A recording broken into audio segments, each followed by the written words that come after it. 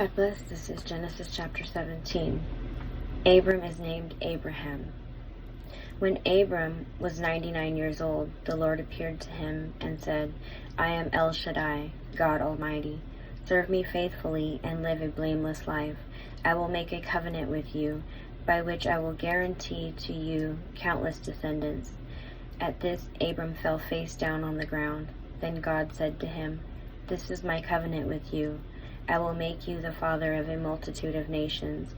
What's more, I am changing your name. It will no longer be Abram. Instead, you will be called Abraham, for you will be the father of many nations. I will make you extremely fruitful. Your descendants will become many nations, and kings will be among them. I will confirm my covenant with you and your descendants after you from generation to generation. This is the everlasting covenant. I will always be your God and the God of your descendants after you, and I will give the entire land of Canaan, where you now live as a foreigner, to you and your descendants. It will be their possession forever, and I will be their God. The mark of the covenant. Then God said to Abraham, Your responsibility is to obey the terms of the covenant. You and all your descendants have this continual responsibility. This is the covenant that you and your descendants must keep. Each male among you must be circumcised. You must cut off the flesh of your foreskin as a sign of the covenant between me and you. From generation to generation, every male child must be circumcised on the 8th day after his birth. This applies not only to members of the family, but also to the servants born in your household and the foreign-born servants whom you have purchased. All must be circumcised. Your bodies will bear the mark of my everlasting covenant. Any male who fails to be circumcised will be cut off from the covenant family for breaking the covenant. Sarai is named Sarah. Then God said to Abraham, regarding Sarai your wife, her name will no longer be Sarai.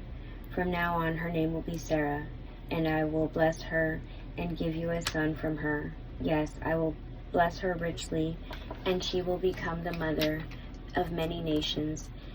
Kings of nations will be among her descendants.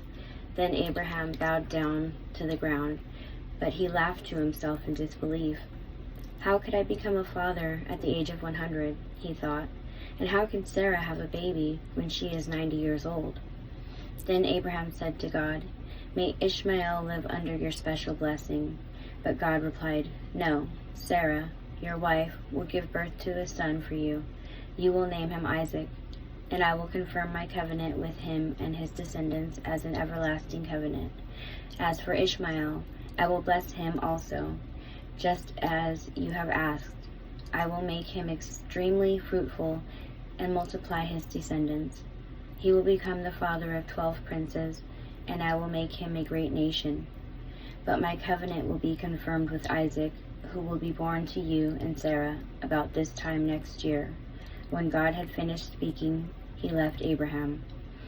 On that very day, Abraham took his son Ishmael and every male in his household, including those born there and those he had bought.